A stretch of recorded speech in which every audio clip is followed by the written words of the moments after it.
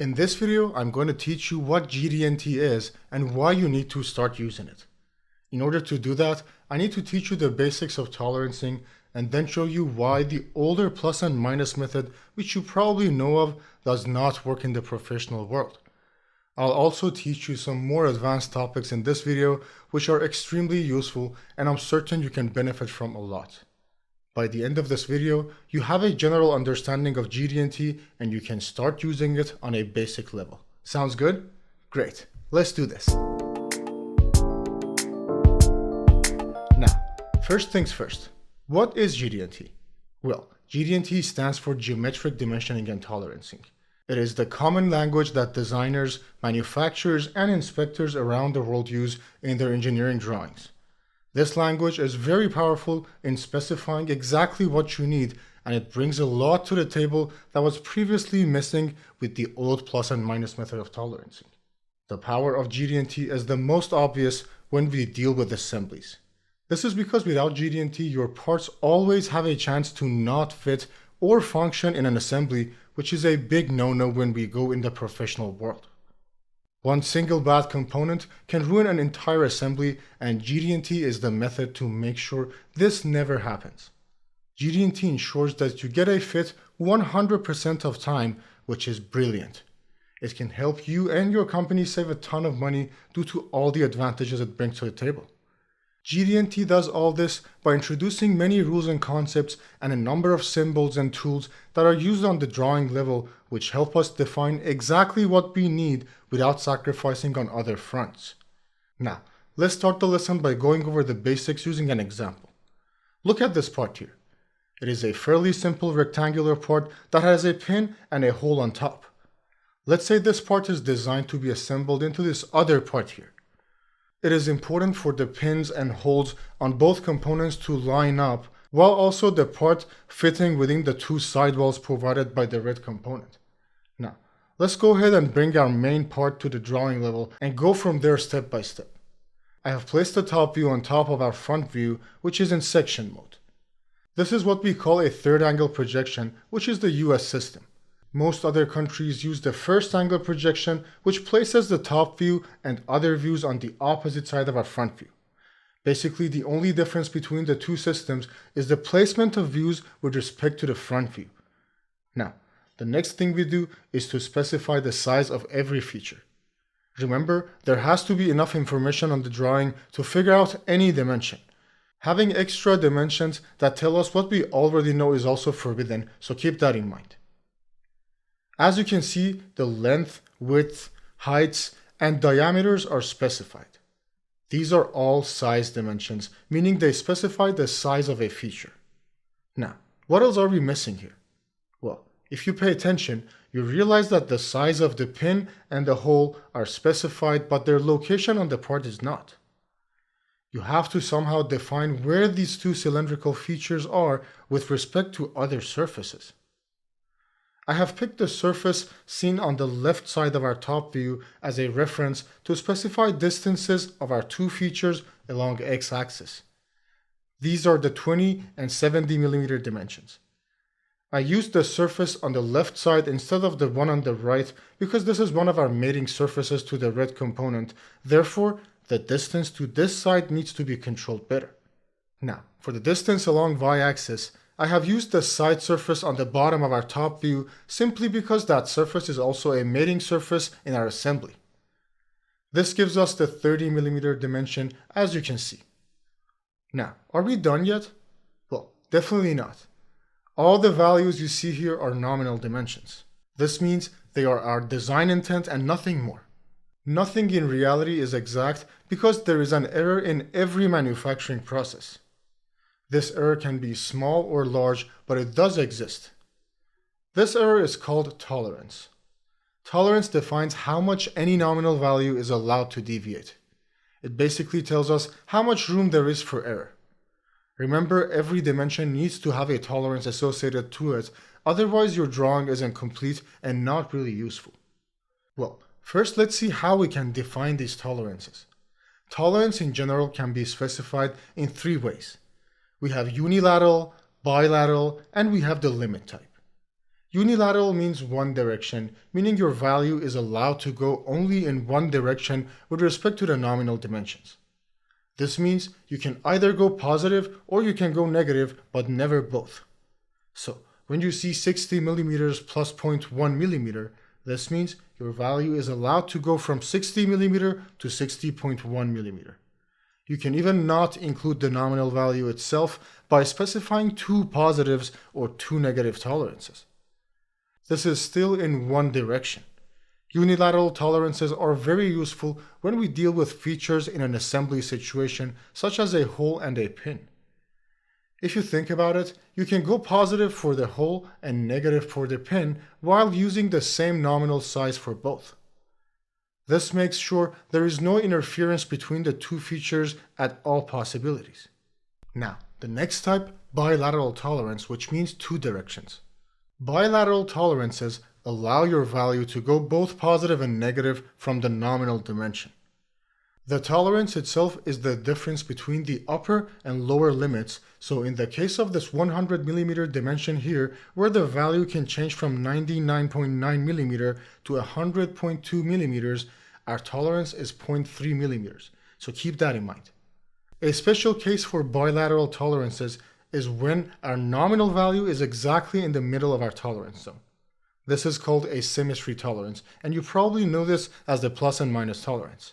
Again, make sure you remember that tolerance is the entire range, so in the case of a 50 millimeter dimension plus and minus 0.1 millimeter, our tolerance is in fact 0.2 millimeters. Now, our third type, the limit type. Limit dimensions only define the upper and lower limits without specifying the nominal value itself. This is also very common in the industry, and the tolerance is again the difference between the upper and lower limits. Now, there is no right or wrong answer about which one to use. As long as everything makes sense and your design works, you are okay, although let me emphasize that as you gain experience, you get more proficient in where and why you use each of them. Now, let's go back to our example and apply tolerances on our part. Now, picking the amount of tolerance is a subject of its own and there is no definitive answer. You need to look at the manufacturing processes available to you and their accuracy, the material you're using, the function that the part is going to serve, our cost, and much more. In general terms, as a designer, you need to pick the largest tolerances that you can allow in your design because a larger tolerance means lower cost. This is common sense, of course, because the tighter you specify your tolerances, the more difficult your manufacturing and inspection will be. Another thing to think about is when we have fits in mind in our assembly, which is a whole subject of its own. There are fit classes, tolerance grades, and tables to help you define what value you should pick as your tolerance based on the situation. In this video, I'm going to pick some arbitrary numbers that serve our purpose to teach you the key concepts, otherwise you will get confused due to the large amount of information in this video. I decided to use a tolerance of plus and minus 0.1 millimeter for the length, width, and height dimensions, which means 0.2 millimeters. Then a tolerance of plus and minus 0.05 millimeter for the three dimensions specifying the location of the two cylindrical features on our part, giving us 0.1 millimeter of tolerance. And lastly, unilateral tolerances for the two cylindrical diameter dimensions. The pin goes negative and the hole goes positive. As I mentioned earlier, this is useful when we have mating features and you would like to avoid interference. Now, this looks like a clean and complete drawing with all nominal dimensions having tolerance values. But we are far from done. Everything you learned up to this point was the conventional method of tolerancing or the old method. Most of it is used in GD&T and the principles you learned are all correct, so don't worry. But there are some key things that need to change, which I will get to. First, I need to show you a couple of huge limitations this old method has and what their solution is in GD&T, and then you'll fully understand what I mean.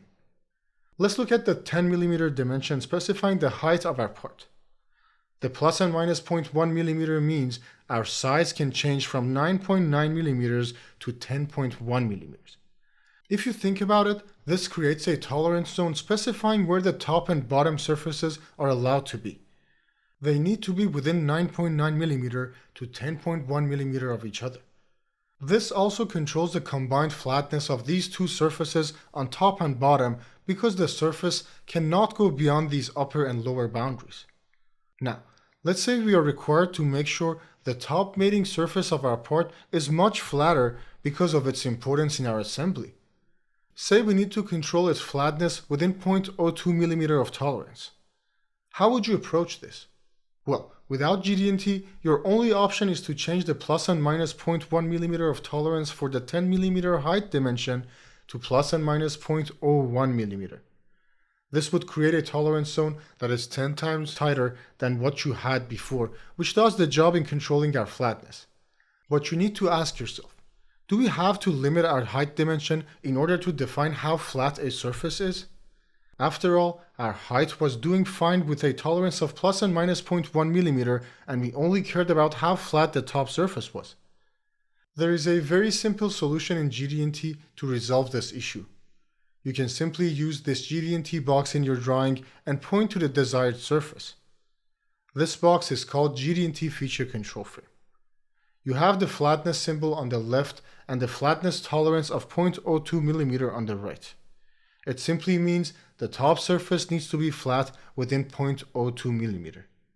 This way, you can keep the much looser size tolerance of plus and minus 0.1 mm for the 10 mm height dimension that we had and only limit our control on the flatness. This can reduce our cost significantly simply because we have much less restriction on our size now, as it should be, functionally speaking. This flatness control creates a tolerance zone that is the space between two parallel planes that are 0.02 mm apart. This zone is oriented with respect to the surface that we are controlling and nothing else. As long as the entire surface lies within this zone, our flatness is in spec. It is as simple as that. Now we are getting into much more interesting subjects. Focus your attention on the location of our 25 mm hole. If you think about it, the plus and minus 0.05 mm tolerances for the 20 mm and 30 mm dimensions combined create a rectangular tolerance zone that is 0.1 by 0.1 mm in size. This zone is centered at the exact spot that the two nominal dimensions specify. This exact spot is our true position. This rectangular zone tells us where the center axis of this hole is allowed to be. If you think about this tolerance zone, you realize this zone is actually 3D and not 2D. It is extruded along the feature that is being controlled, which is 10 mm in this case. As long as the entire center axis of our hole fits within this zone, our position is in spec. We have the same exact story with the pin that uses the 70 and 30 mm dimensions to create a similar tolerance zone on its own true position. Now, let's say these tolerances are defined in a way that we always get a fit between the hole and the pin features across both our components. Let's see what this means in reality. I'll focus on the tolerance zone for the hole feature, but the exact same concept applies to the pin feature as well. Let's say our hole is located at one of the four corners of our rectangular tolerance zone. If you think about it, we're actually using a larger tolerance on these four corners than what we have anywhere else. We are in fact getting a tolerance of 0.141 mm on these four corners, which is 41% larger than the specified 0.1 mm that we have along X and Y axes. This is our rectangle's diagonal. Now, let's think about what just happened in a more critical way. Tolerance here tells us how far we can go from the true position defined by our nominal dimensions, right? Well, if you can be off-center with a tolerance of 0.141 mm and still get a fit along certain directions, why can't you use the same tolerance everywhere else? What we ideally need in an assembly situation here is having a circular tolerance zone that allows us to use every bit of possibility for fit. This circle needs to have a diameter of 0.141 mm. Now, doing this is not possible using the plus and minus tolerancing due to its nature. GD&T can help us define the circular tolerance zone easily, but let's not jump ahead of ourselves.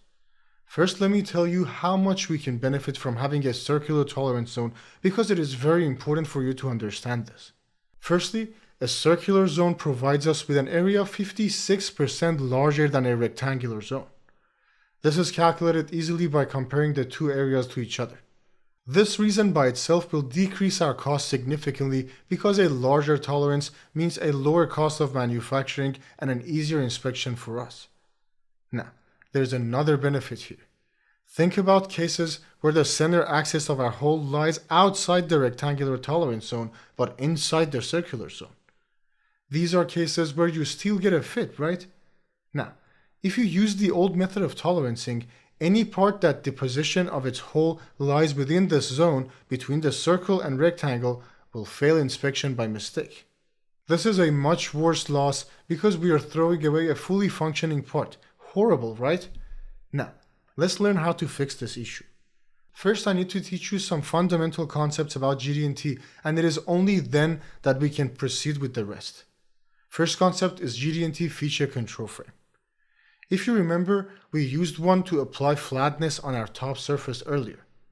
Now, this time we are trying to specify the position of a feature with respect to other references, and that is why our GD&T feature control frame will be a bit more complicated than what we saw earlier. Do not let it intimidate you, but this is how it looks like. I promise it becomes fairly simple when you understand what each section is and why we need them.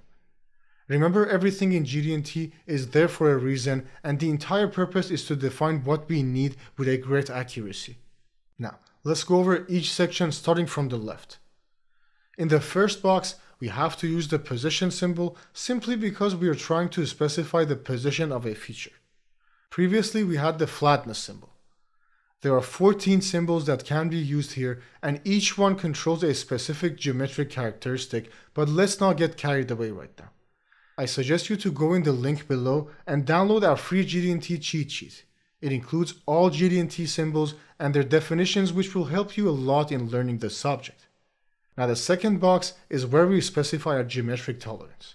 If you recall, we decided to use a circular tolerance zone with a diameter of 0.141 mm, which is the ideal case for our assembly situation.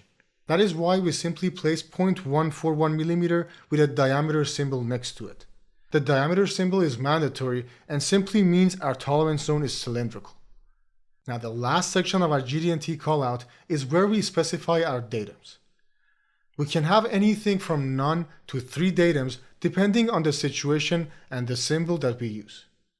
Now, datum is a subject of its own which requires its own video, but I will teach you the basics here to get you going. Datums are theoretical exact references that we use to specify the relation of other features to them. These references are used to restrict the part before the inspector takes the measurement. By using datums, we make sure the measurements are repeatable with the same level of accuracy, which is really important in the professional world. Datums can be points, axes, planes, or even a combination of them. Now, there's another term called datum feature, which should not be mistaken with datum. Datum feature is on the part itself, which means it is imperfect. Now, datum is the theoretical reference for that datum feature, and this reference is perfect. For example, when our datum feature is a flat surface, our datum will be a perfect plane. This plane needs to have maximum amount of contact with our imperfect surface being our datum feature. Now, how do we derive this theoretical plane? Well, what we need is a datum feature simulator. This is an inspection or manufacturing equipment. For a planar datum, a common datum feature simulator is a granite slab. This is because a granite slab can be manufactured with relatively flat surface while being fairly cheap. When you place your datum feature on your datum feature simulator, you're creating a theoretical plane that is created by the contact points of your datum feature and your datum feature simulator. I think you got the idea. Now, let me mention that we have 6 degrees of freedom for any 3-dimensional object. We have motion along x, y, and z axes, and then we have rotation around each one of these 3 axes, giving us 6 degrees of freedom in total. If you restrict an object using a planar datum, you are restricting motion along one axis and rotation around the other 2. Using 3 perpendicular planes is the most common method to restrict all 6 degrees of freedom, and that is why I put A, B, and C in my GD&T feature control frame. The combination of A, B, C in this order is our datum reference frame. Now before I go over the drawing and pick my datums, let me quickly go over our GD&T feature control frame one more time. Whatever we apply this callout to will have a cylindrical tolerance zone with a diameter of 0.141 millimeter. The orientation and position of this zone is controlled with respect to datums A, B, and then C in this order. Now, let me show you how this gets applied on the drawing level. There are 3 steps that need to be taken care of. First, you place your GD&T callout under the size dimension for the feature that you're trying to control their position. These 2 features are the 25mm hole and the 35mm pin. In GD&T, whenever we place a GD&T callout under a diameter size dimension, we are controlling the center axis and not surface elements. This is really important to know. Cylindrical features are what we call features of size, or FOS, which is a subject of its own. When you apply controls on features of size, you're controlling the reference in the middle, which is the center axis in this case. Now the next thing we do is to specify our 3 datums A, B, and C on the part itself.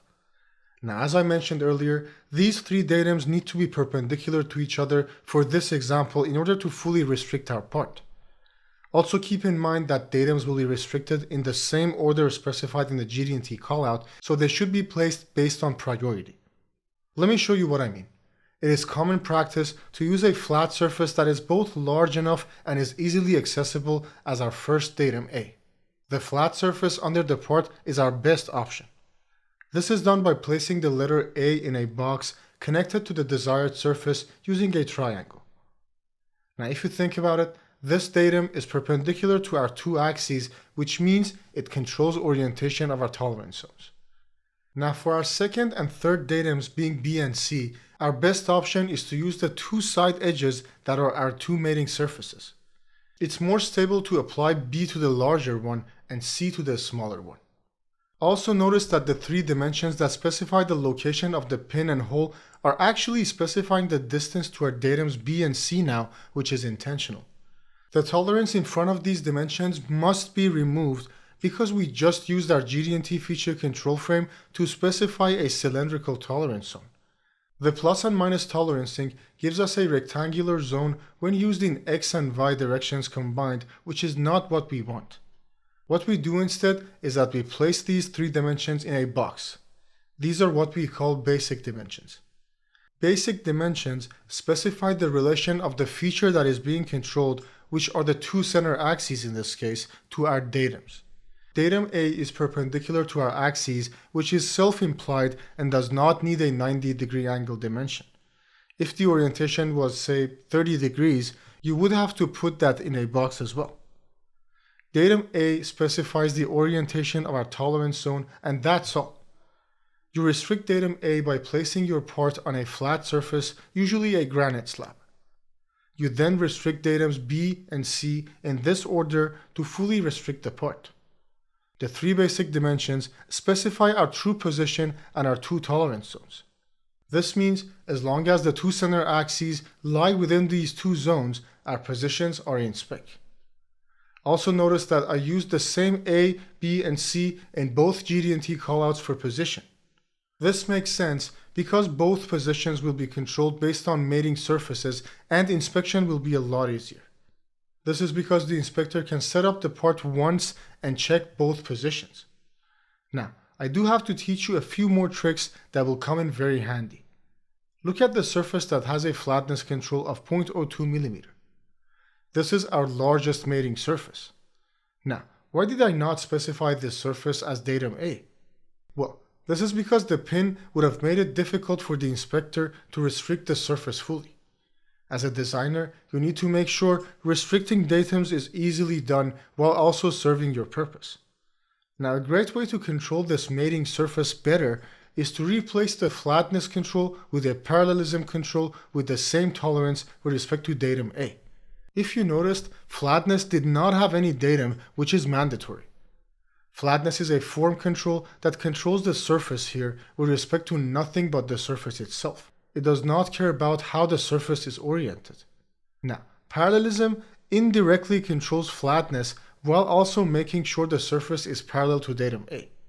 The tolerance zone is just like flatness, which is the space between two parallel planes distanced 0.02 mm, but this time, this zone is also held parallel to datum A. Remember, this means the zone can move up or down within the range allowed by the 10 mm height dimension and its tolerance.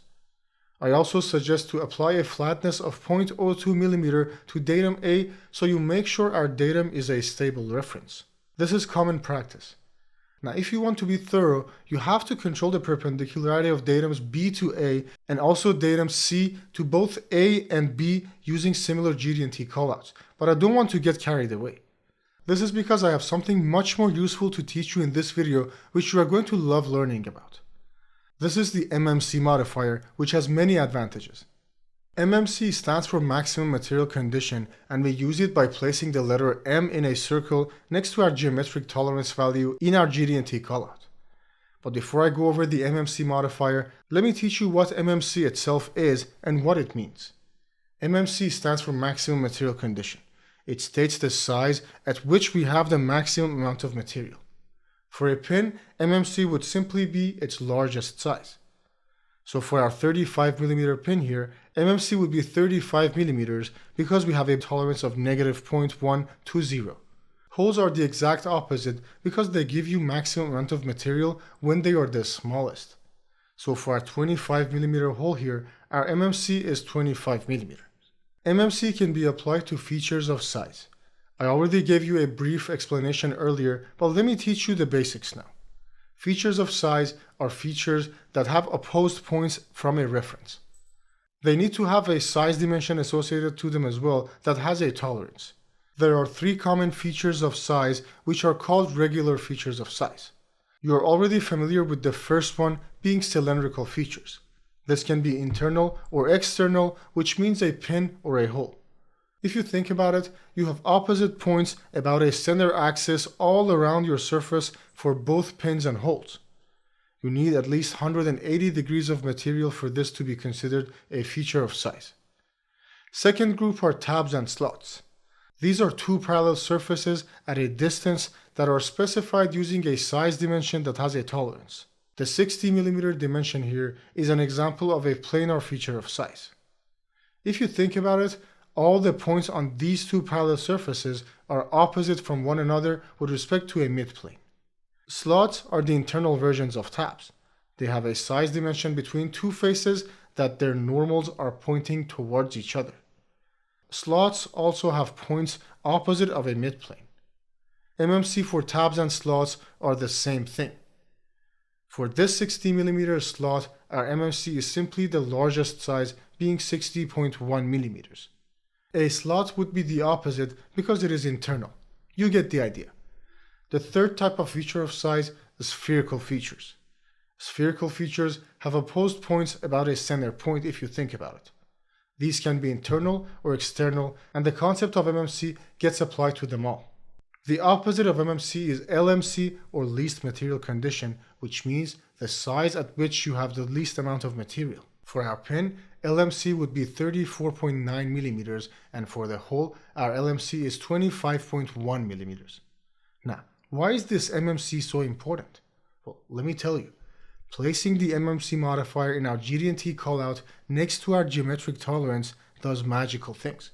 It links your geometric tolerance value to the size of your feature in a way that is very useful.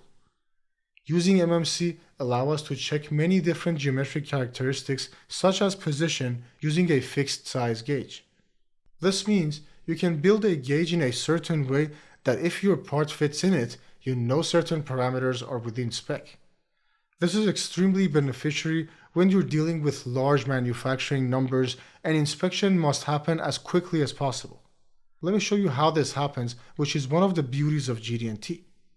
First, let's look at our initial position control that doesn't have the MMC modifier. When there are no modifiers, we call it RFS, or regardless of feature size. This means your position tolerance is the same 0.141 mm no matter what size our hole or pin is. In simple terms, position tolerance is the same regardless of feature size, or RFS.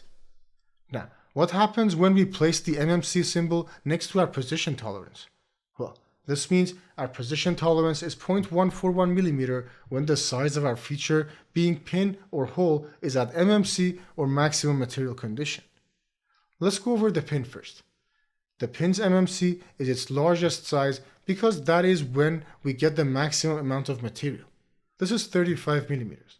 So the position tolerance is 0.141 millimeter when the size is 35 millimeters. Now, what happens when the size is anything other than the MMC size of 35 millimeters? Well, let's see. MMC modifier is designed in a way that as your size departs from MMC, you gain something called bonus tolerance, the exact amount of departure from MMC. If you look at this table, you see what I mean. Your bonus tolerance is 0 when your size is at MMC. As your size is changing towards LMC, you're getting bonus tolerance, the amount of departure from MMC. This bonus tolerance is added to the original 0.141 millimeter, giving us our actual position tolerance based on our size. What this means is the sum of your size and position is constant no matter what our size is. This is beautiful because if you think about it, this means we're considering the combined effect of our size and position in a way that we will never violate a certain diameter. This boundary is called virtual condition. It tells you your pin will never violate this boundary based on the worst case for size and position combined. This way, we take advantage of every possibility to us without throwing away a part that would have given us a fit.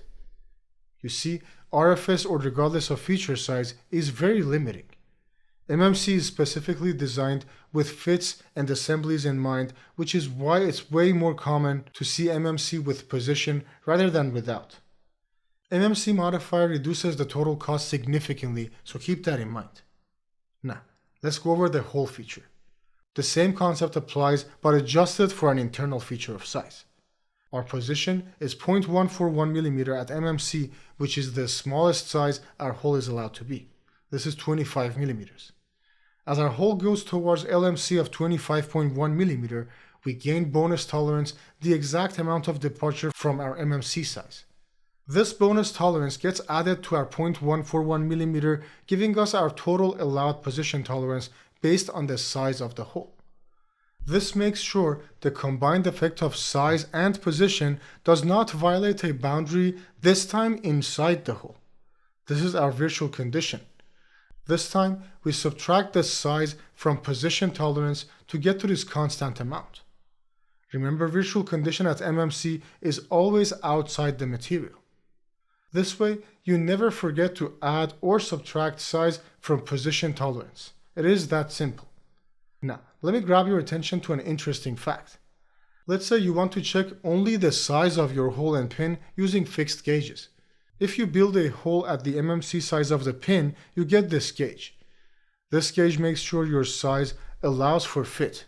Similarly, building a pin at the size of our hole's MMC checks the minimum size of the hole, making sure assembly is not an issue. Now, this virtual condition at MMC brings a huge advantage here. This is used to check the combination effect of our size and position. You can use virtual condition at MMC to build a gauge that restricts all datums using walls. Since both our position controls for our pin and hole use the same A, B, and C in this order, we can build a single gauge to check both simultaneously. This gauge might look very similar to our mating counterpart, but it is different. Both the pin and hole counterparts are manufactured with extreme accuracy at virtual condition sizes, and they are positioned on the true positions specified using the 3 basic dimensions. If our part fits within this gauge, we know our part will fit in assembly. Although a key factor to note is that as an inspector, you have to check the local size of your hole and pin to make sure you do not violate the LMC size anywhere along the features. If you think about it, a much smaller pin still fits, but it is out of spec. Same with a much larger hole, so keep that in mind. I think you got the idea. Now, I told you earlier in this video we have 14 symbols on GD&T. They each control a specific geometric characteristic, and you're already familiar with a few of them. I have made a very nice cheat sheet that can help you a lot on understanding each GD&T symbol. It is free of charge, of course, and I will suggest you to definitely download it through the link in the description. You can even print it in the A3 format and put it on your wall so you can keep your memory fresh. For those of you serious learners, I have a full course on GD&T that I teach everything in a very digestible manner with many examples, tests, and bonus material that gets added frequently. I also have a free 1-hour webinar on our website that I go over GD&T symbols in more depth, so I suggest you to check that video out as well. Please like this video if you have learned a thing or two from this video, and subscribe so you don't miss out on new YouTube content. I hope you have a great rest of the day.